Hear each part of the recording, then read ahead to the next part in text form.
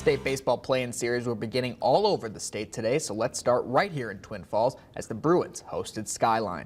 And this game's first couple innings were a little bit sloppy, leading to some runs, including the game's first from the Skyline Grizzlies on this throwaway into center field. Might have been a miscommunication there. Nonetheless, 1-0 Grizzlies. Bottom of the second, runners on first and third for Trace and Walker. Grounds this one to second. It looks like an easy out, but the throw is wide. Both runners are safe, and we're all tied up. And then a few pitches later, bases loaded for Twin. This ball is thrown behind Nolan Lehue. The Bruins make it 2-1 on the wild pitch. Still 2 on for Lehue, and he's going to make them pay as well with this little blooper hit into right field between all those fielders. The runner from second got a great jump there, and he ended up scoring for a 2 RBI single. Twin Falls led 4-1, and from there, Kenton Ketterling went 5 innings while allowing only 2 hits, that 1 unearned run back in the first, and he struck out 5 batters. And then Jordan Bingham picked up the 2-inning save to lock it down. A 4-1 win for Twin Falls, who's now 1 win away from heading to next weekend's championship series.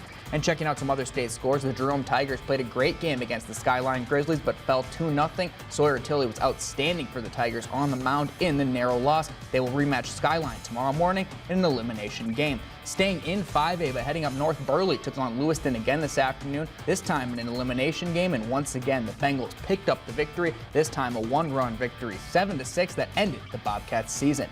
Down to 4A near the Oregon border as the 7-seed Buell Indians nearly handed Fruitland their first loss of the year, but instead the Grizzlies moved to 25-0 and 1 win away from championship weekend with a 4-3 win.